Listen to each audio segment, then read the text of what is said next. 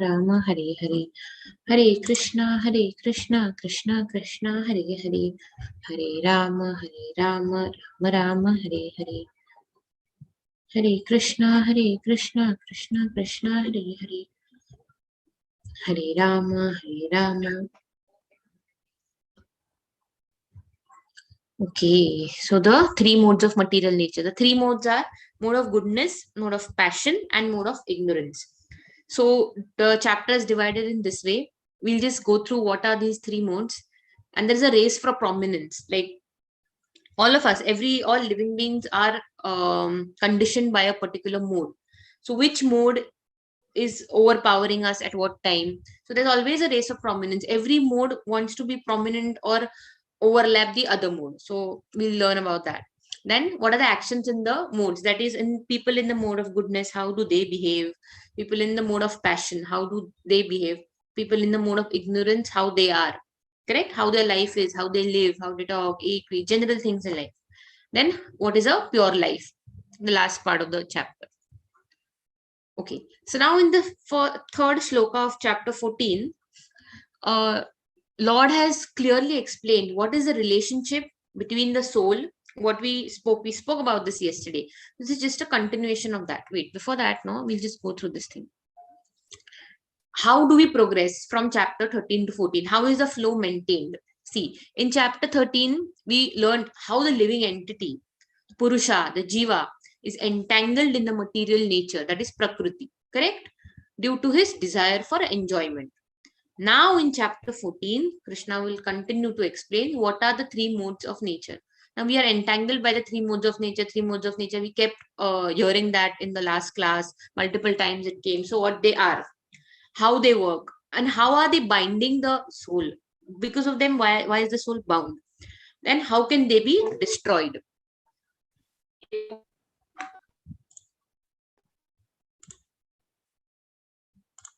Yeah.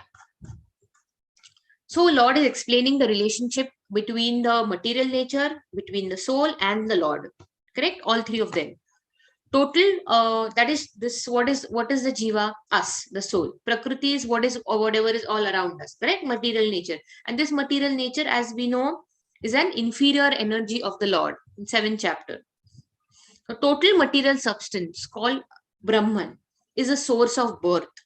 And it is that Brahman that I impregnate. Lord is saying that I impregnate, making possible the births of all living beings, O son of Bharata. You know, what does this mean? This means Lord impregnates the Prakriti or the material nature. And what happens is, after annihilation, when everything is created back again, everything, all the souls they come back, and then who puts the life into them? Like after all the material nature is created, how is the life put into them? That is impregnating. That Lord is saying, I am doing that. I am putting the life in them. And he does that by glancing at, I'll show you this in this picture. He glances at Lakshmi over here, and just by glancing, he puts life into all the material nature. So only when Lord puts his superior energy, what is the superior energy of the Lord? Two things, soul and the super soul, right? So only when that enter the inferior energy, that is material nature, then life comes into being. So we are a combination of two material energies, superior energy of the Lord and inferior energy of the Lord. Correct? So material nature, when it is in contact, when it is impregnated, or when it is acted upon by the superior nature of the Lord, only then it will get life. Otherwise, plainly just by creating material nature, there's no life into it. Correct? So he's saying Lord impregnates Prakriti. Yes, Mataji, you can recite. Mama yonirmahad brahma. How that is done, Mataji? The next one. Sarvayonishu kaunteya murtaya sambhavanti yah tasam brahma mahadyoni aham bija pradarpita. Concentrate on the last sentence, okay? Aham bija pradarpita. Pita means what? Father. Bija means seed. Like yesterday I told, Lord is a seed-giving father. And who's the mother in this material nature, right? It should be understood that all species of life, there are lakhs and lakhs of species of life, correct? including the tiny insect to the most evolved human beings.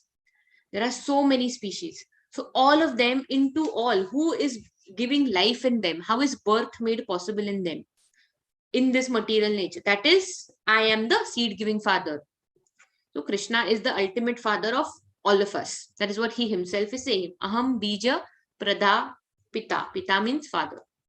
Then the question arises, what is the purpose of this entire material creation and why has Lord created it? This material world is meant for misery. It is just as a prison house is meant for punishment. Dukkhalayam ashashvatam is the description of the material world. Dukkhalayam means full of sadness. Ashashvatam means temporary. Whatever happiness you feel you're getting in the material world right now is very temporary. It's there, but it's not going to last for a long time. Do you know anyone who's permanently happy? No, that is not possible. Even if you get everything that you desire, no, you're not going to be happy because this is temporary. That is why. And this is full of misery. Somehow or the other, even if you try to do the best, some or the other misery is going to catch you for somewhere or the other. This is a bitter truth, but this is how the material world is. So it's compared to a prison house, like how a prison house is meant for a punishment, correct? How if someone breaks some rule, okay, if some thief breaks some rule, he's put into the prison house so that he gets time for reformation. This is our opportunity that we've got to reform and go back to Godhead. That is the purpose. See, it's like if you are in a prison, no, our condition is like we are in a prison. How much ever we try to be happier, can anyone be happy in a prison? No. Somehow you can try to please the head of the prison or the jailer by giving him something, and he can give you some better food to eat. If you give him some extra money, he'll give you better food to eat. He'll make some conditions in the what do you call material world, in the prison, for you all to be comfortable. Somehow we can manage a good fan, but still you're in the prison. No, best of the best prison is still a prison. How will you be free from a prison? You need the blessing of the king finally, right? When the king will allow you, when the final authority will allow you, okay, your time span is over, now you can come out of the prison. Only that time you will be out of that prison. So we in this world are like we are in a prison, and we have to please whom? We have to please the Lord, who's like the king.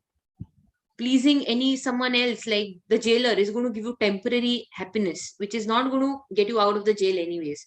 You are going to remain in the jail unless and until you serve the Lord, you please the Lord, you will come out of the jail permanently. That is, you will be in the spiritual world forever. So jivas are bound in this material world. Okay, this picture is a little clear, I think. I had shown this picture of Goloka. This is not a Goloka picture. This is a picture of our universe. Okay. From these, can you see this bubble over here? All these bubbles are the universes which are coming from each and every pore of Mahavishnu. Right? This is how the creation is.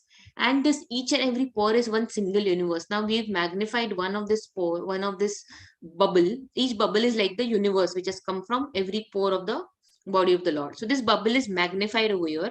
And into this bubble, so every universe, who's entered? Garbhodaksha Vishnu. Right? He's sitting over here with the Sheshnag here and Lakshmi at his feet, Lakshmi Narayan. So he's sitting over here down. He's the Garbhodaksha Vishnu. And can you see from his navel here down, there is a lotus stem arising. And from them, who's arising at the top over here is Lord Brahma. And then Brahma is sitting in the lotus, correct? And he's creating all these planets in our universe. These all planets are being created by Lord Brahma. That is why, we have been reading that Brahma is the creator, Brahma is the ultimate creator. How is he the creator? Yes, he has been creating it. But who is putting life into it? What is Lord saying? In the very first sloka we heard today, I put life into it. Correct? Aham bija pita. I am putting the seed of life into the material nature. So even if it is created by Brahma, and who's creating Brahma? Lord is created from the navel of the lotus stem of the Lord. So can you see the seventh one over here? See the seventh one where the cursor is. Bhur, that is earth. We are here. This is abode of human beings and other mortals. Above them is the Bhuvar, which is abode of ghostly spirits. Above them is Swar, abode of demigods. Correct? Here is a Dhruva Loka. Above that is the Munis and Prajapatis. Above that is abode of 4 Kumaras. Above that is the topmost is the Satyalok or abode of Brahma. Below earth, like we know, you say he's gone to hell, he'll go to hell, he'll get punished for his sins. What is that hell? The planets that are down below earth.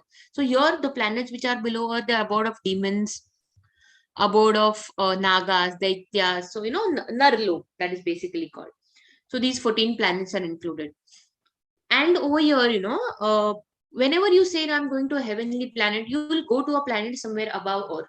What will happen, as I told you, when the particular span of your whatever your credits are over, of whatever punya you had done or whatever good things, good deeds you had done, you'll be back here. Like people say, I did lots and lots of service for all the poor people in the world.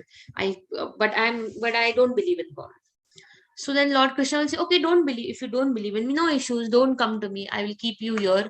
You can go to higher planets. You will get what you deserve. You will enjoy here at the higher planets because you've done good deeds. So you enjoy here. Your life is in a better condition than Earth. The life is longer.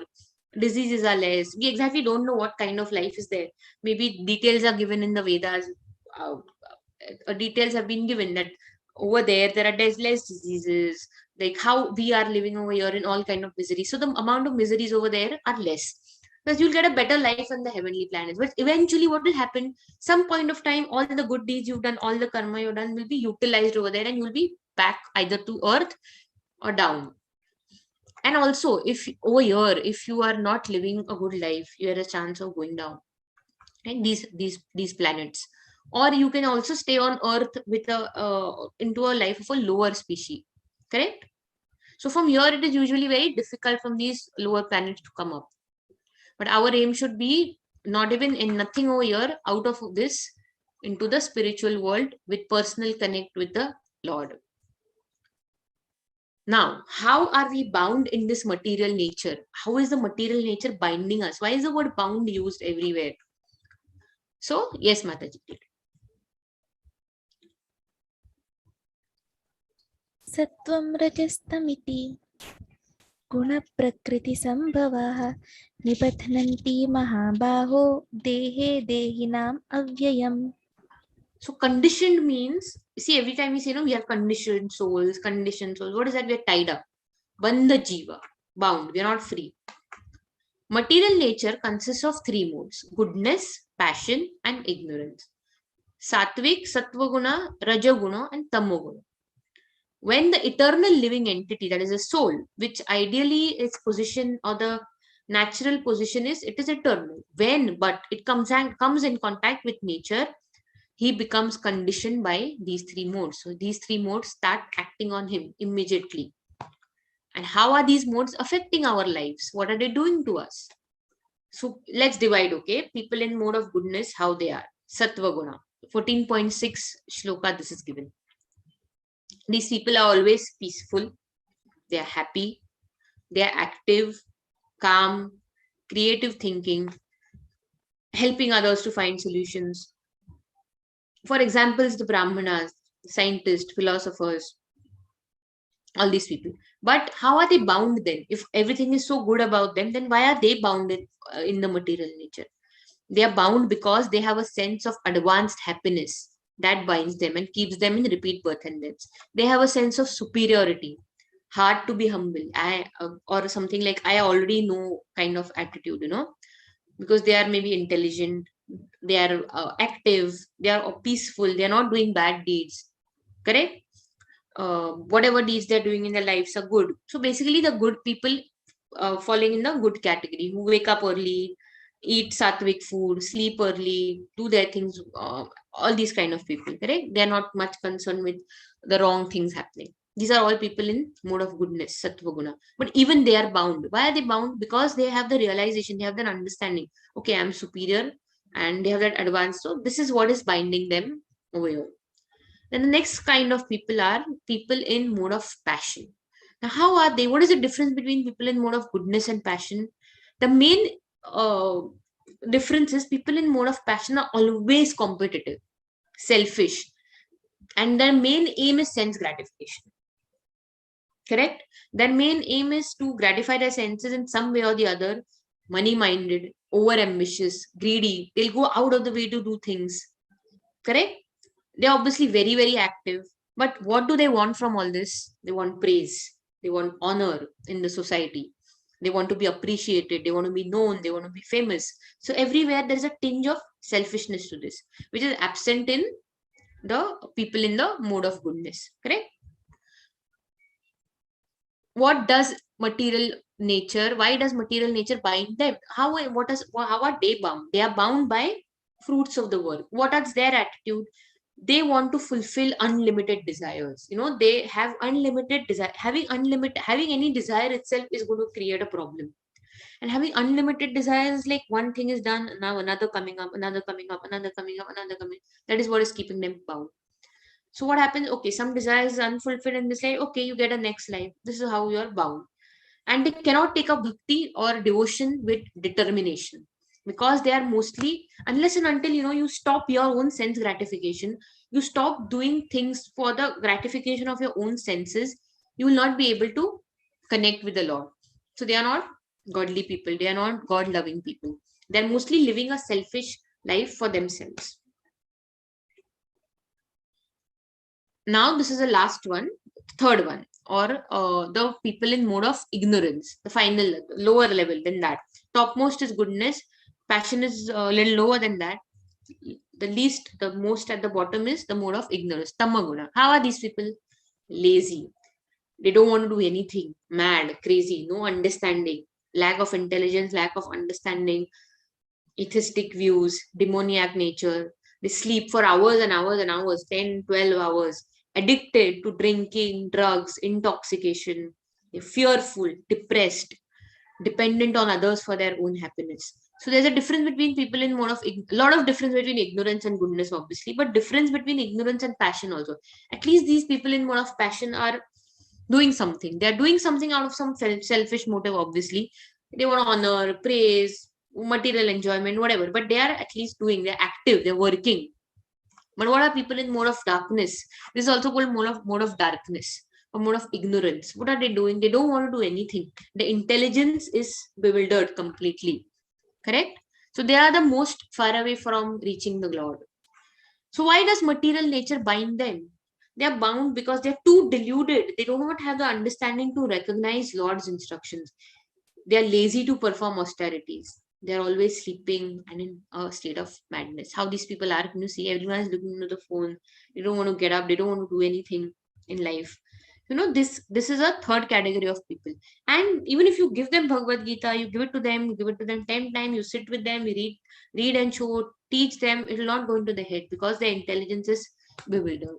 Because the mode of ignorance is predominating over them. Correct? You basically got a gist of what the three modes are. Who are the people in mode of goodness? The kind who are patient, doing creative things, who are calm, very happy, peaceful. Correct? But what is keeping them bound? That they have a feeling of superiority. They have a feeling of advanced happiness. Okay, I know I'm better than others. That is keeping them bound. What is the people in mode of passion? What is keeping them bound even if they're active and working? They are selfish. They're working for unlimited desires, sense gratification. And mode of ignorance are all bound because they are too lazy. They do not have the understanding or do not recognize the Lord. Correct? At all. So based on what time you wake up, this is just a small thing. People in mode of goodness, sattva guna, wake up early in the morning. Because maximum things that you do early in the morning, the activities that you do are sattvic, correct? Then people who wake up a little later are in the rajas guna. And people who wake up only at 11 o'clock, when will their day begin? How will they perform the things and what will they do? Forget doing Krishna Bhakti, forget doing sadhana, forget doing seva and all. How will they do routine things also if someone wakes up at 11 o'clock, 12 o'clock in the afternoon? How are they going to do their routine things for their daily living also, right? So what time you wake up, that is also the mode of action is acting on you. Correct? What are the activities that people in the sattvic mode do? They get up in the morning, they chant, they try to connect to the Lord. What are the people in the rajoguna do? They want to do something for their own sense gratification. See, Getting up in the morning and exercising is not a bad thing. That is not what is we are trying to show in this. This is just that something is for the gratification of your own senses, just for your own satisfaction, for your own selfish desires to be fulfilled. And tamoguna, they get up and they've not even got up. They're still lying on the bed, sitting with the phone, not getting up till 12 o'clock. Someone will come, push them, wake them up. They'll not have bath, such kind of people.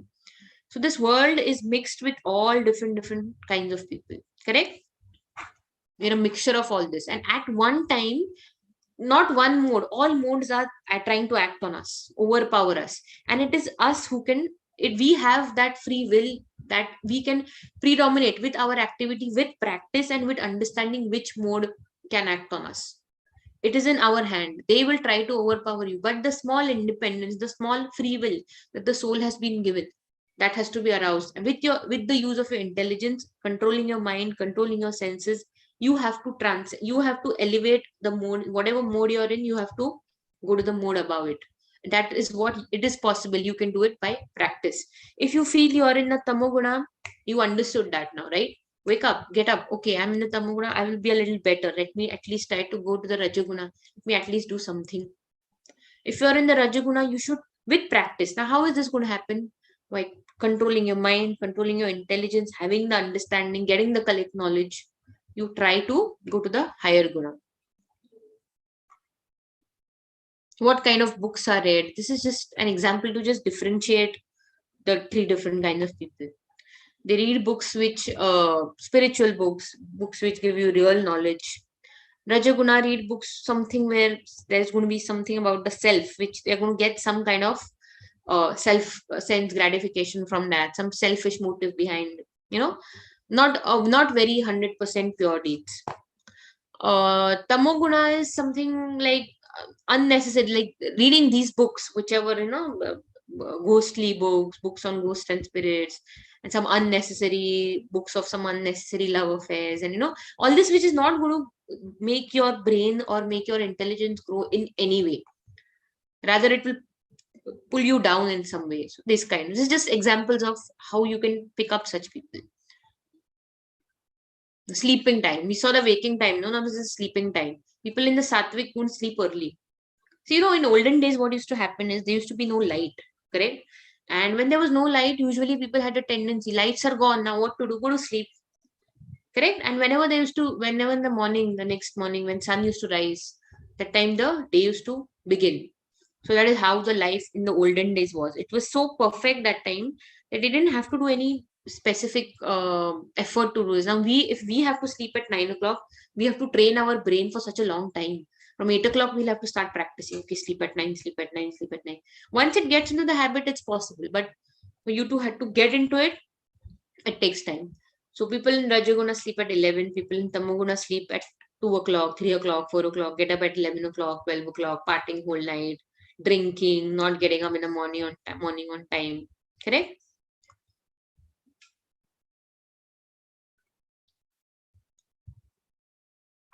Does one mode become predominant? Arjuna is asking. Which mode? How does one mode become predominant? See, early in the morning, whatever activities you do early in the morning, it is you are in the mode of goodness that time, in the morning time. So most of the things, chanting, sadhana, is to do in the morning, all the activities. So later in the morning, afternoon, or early evening, if you're chanting, if you're doing a sadhana, it is a little bit influence, that time of the day, mode of passion will try to predominate you that time. And whichever things which are done in the late night, see, late night, your entire body is in a state, even physically, even biologically, if you think, your body is resting, your brain is not that active, your mind wants to rest, your cells all are regenerating, different processes work differently at night in the body, correct? So that is a mode of, in people in whenever the mode of ignorance is trying to overpower you, all that activities are done in that night time. So what best things, best is to get up early and study early. We advise that whatever you study early in the morning, you remember better. But rather, students nowadays prefer to stay awake till late night and then, just somehow pass the exam. That is not how it should be. what is the result of action in different modes? Now Arjuna is asking, okay, now I understood different modes. Now what will happen? A person in mode of goodness, what will be the result of being in the mode of goodness? If you're in the mode of passion, what is the result those people get? Or in mode of ignorance, what is there? What do they achieve? Or what do they get? Result of pious actions is pure knowledge. Correct? They see things as they are. They are in a state of knowledge. They understand things as they are. People who are in the mode of passion, they are greedy. What do they get? They just want more and more, more and more. Greed develops. And greed develops hankering for happiness. But hankering for happiness is ultimately going to give you misery. Correct? If you run behind happiness every time, rather than just stay still and then wait for happiness to come to you, rather than you coming running behind it every time. So they're just always running behind and greedy. That is how people in mode of passion are. People in mode of goodness, results of pious action is always pure. And people in mode of ignorance, foolish, madness, laziness, illusion. Now, another important thing about these three modes. All these three modes are binding you in the material universe, right? They are binding you. But if you have to transcend all these three modes, there is a mode above the three modes, that is Shuddha Sattva, or mode of pure goodness, where one gets transcendental knowledge. And there is where you get attached to the Lord. So your aim should transcend all the three modes. Unless and until some or the other mode is overpowering you, you are going to be in the material world. You're going to be bound. To get out of these modes, you have to perform devotional service. You have to connect to the Lord. And only that way you can reach the mode of pure bhakti. Correct? That is pure goodness. Shuddha Sattva. Somehow or the other way, even mode of goodness is keeping you bound. Why? Because they have a little feeling of a little superiority than others. Mode of passion is keeping you bound because of unlimited desires. Mode of ignorance is keeping you bound because of what? Laziness. So this is just like a race of prominence. Every mode is trying to overpower your mind in some way. This is the mind which has to be trained. We've shown you mind control techniques. And it has to be got to the mode of goodness slowly and then to the mode of pure goodness. Yes, Mataji. Yes, Mataji. I'm not able to see this. Can't see? Yeah. Yes, Yeah. Mataji, now it's visible. रजस्तमश्चाभिभूय सत्वं भवति Bharat रजसत्वं तमश्चैव तमसत्वं रजस्तथा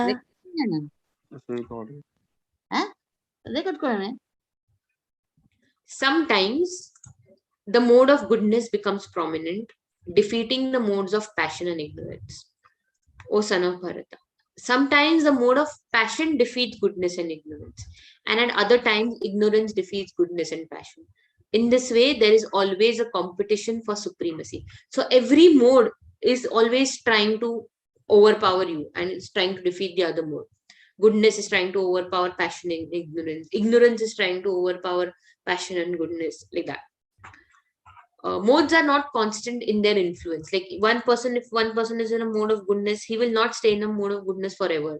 Some or the other way, mode of passion and ignorance will try to get place for themselves to overpower the person. But you have to, by practice, by association and all these things that we are learning, we have to transcend these modes. According to our karma, our work, our association, this is what I said, according to how our karma is, what work we are doing, guna, karma, with what people we are around, how we eat, what type of food we eat, and so on, a particular mode becomes predominant within us. And why should we transcend these modes? Why do we have to, why can't we stay in the mode of goodness? Why can't we stay in just, mode of goodness is the best one, no? Why should we transcend that also? If one is actually intent to advance in Krishna consciousness, one has to transcend the modes. Because even if you're in a mode of goodness, you're bound in material nature, right? You have to reach the state of pure goodness, Shuddha Sat. Only then you can understand the science of God. See, all this is transcendental knowledge. This is not going to go vain. in your right now you might think, oh, what do I do learning this? But somewhere, even if not in this life, in this life, it should ideally some point of time you will have that realization. If it doesn't happen, no problem. In next life, you will start from where you've stopped right now. It's not like you become an engineer and next life again you have to start from ABCD, going to nursery again. This is not transcendental knowledge is not like that. It's always carried forward. So all of us sitting here today, somewhere in the past we've done something good or some activity we've begun in the past which is maybe not completed and which is continuing now. We've our knowledge, we're getting an opportunity to enhance the knowledge, right? Now what happens to the people in mode of goodness? Where do they go? What happens to the people in mode of passion? Where do they go? All this is given in shloka 14 to 18. What happens to the people in mode of ignorance? Where do they go? And what happens to the people who have transcended or who have passed through all these modes, who are above these three modes? What happens to them? People in mode of goodness attains the pure or the higher or the heavenly planets of the great sages. I showed you in the picture, no? Planets above Earth right now you saw.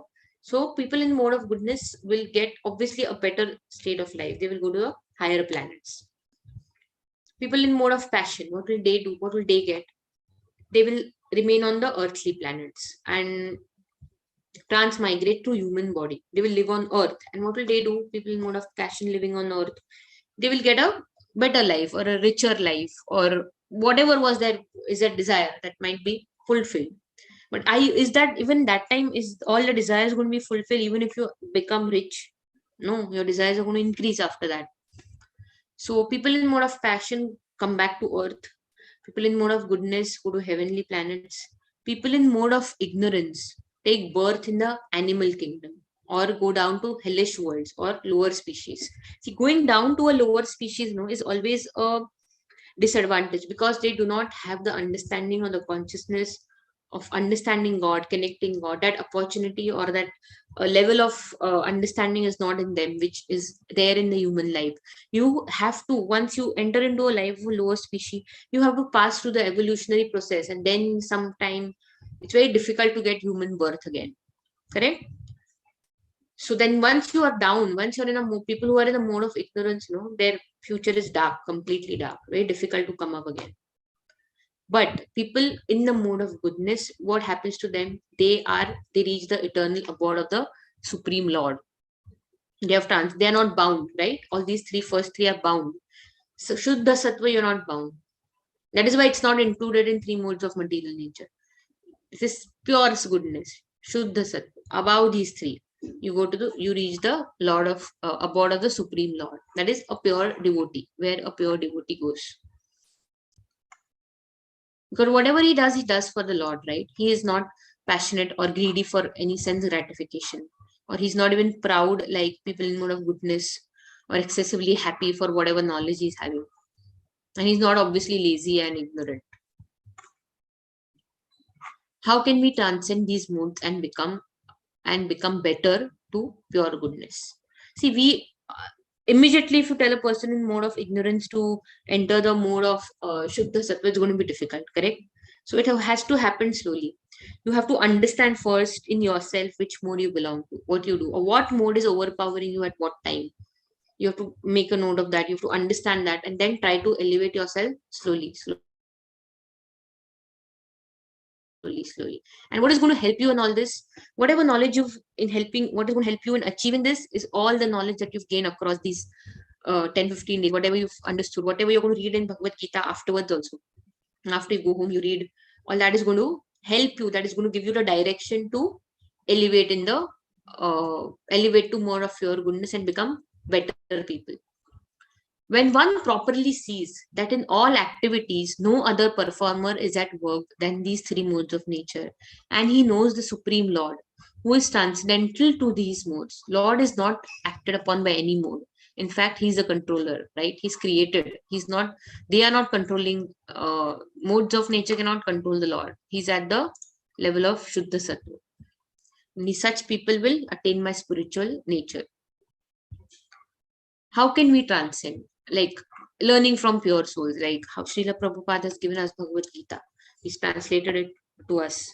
in all so many languages, so that it reaches all corners of the world. It has been translated in different languages. There's so much preaching happening everywhere.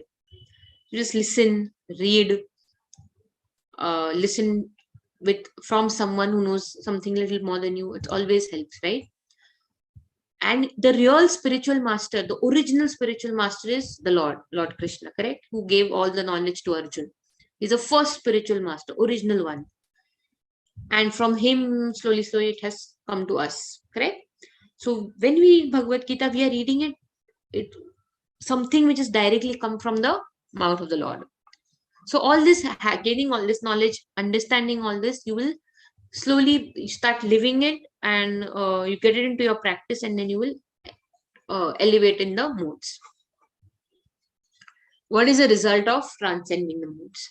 When embodied being is able to transcend these three modes associated with the material body, he can become free from birth, death, old age, and disease, distress, and can enjoy nectar even in this life.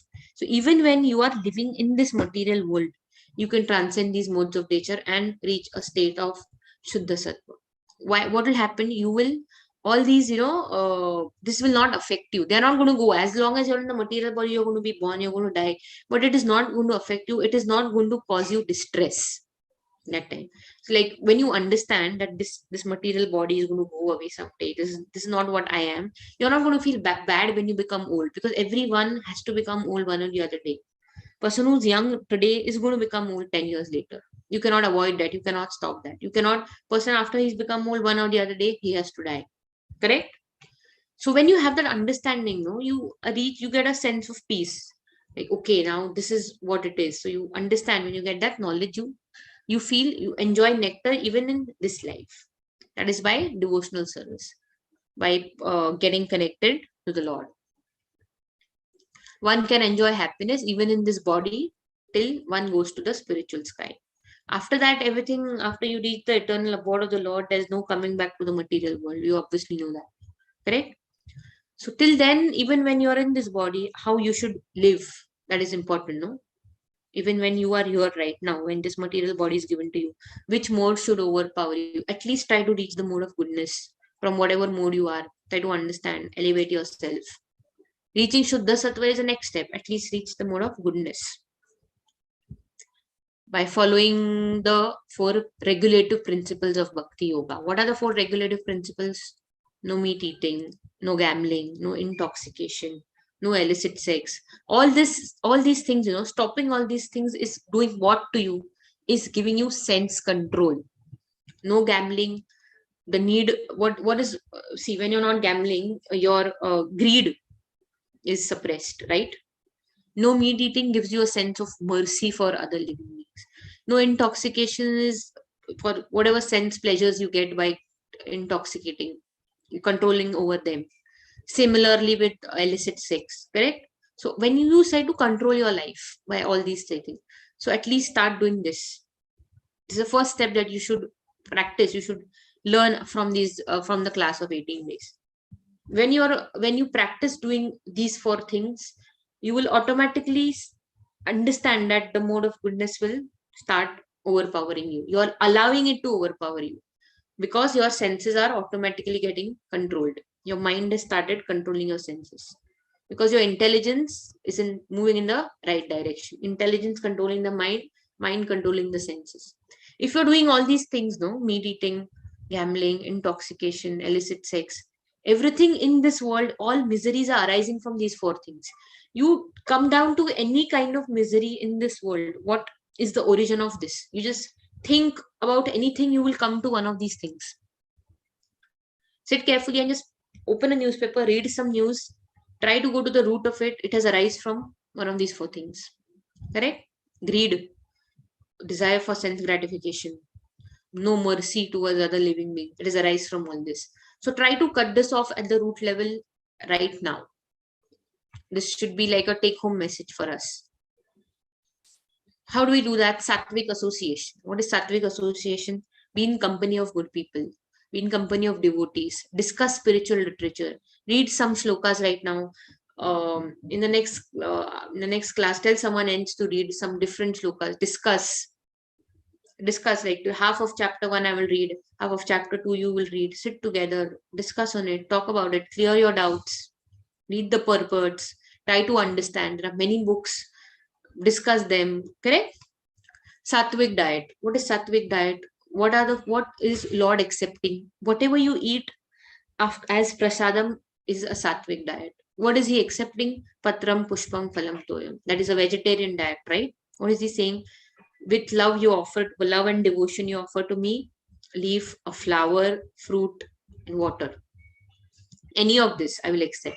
So what is all that? Basically fruits, milk, grain, cereals, vegetables, natural products. Correct?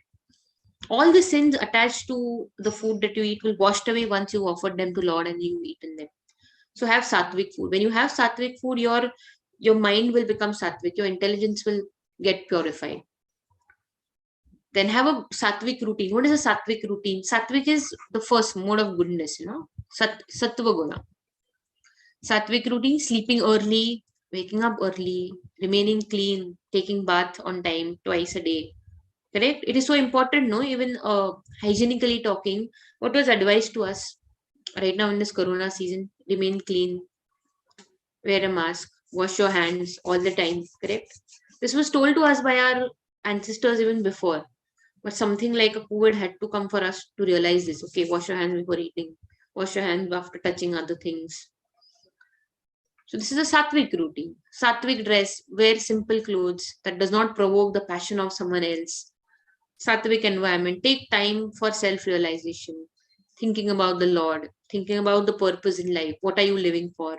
So these basically are the sattvic things, or how you will practice in your day-to-day life, how you should live so that you reach the platform of sattva guna, right? Or the mode of goodness.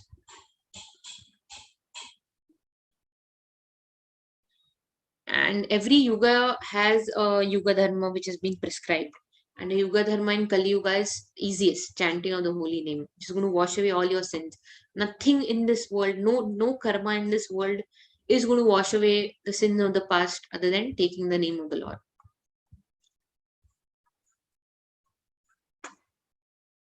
You understood mode of ignorance, passion, and goodness. This chapter was all about that. How are people in mode of goodness? How are people in mode of passion? How are people in mode of ignorance? See, basically, goodness is pure, sattvic, living a simple life. People in mode of passion, greedy, hungry for sense gratification, that way. And then people in mode of ignorance, lazy, don't want to do anything, madness. Correct? So, and how each mode wants to overpower itself on you. But because of the free will, some amount of independence, use your intelligence in the right way to elevate your mood, reach the sattvic mode or mode of goodness, and then slowly elevate to the mode of Shuddha Sattva, transcending all these three modes.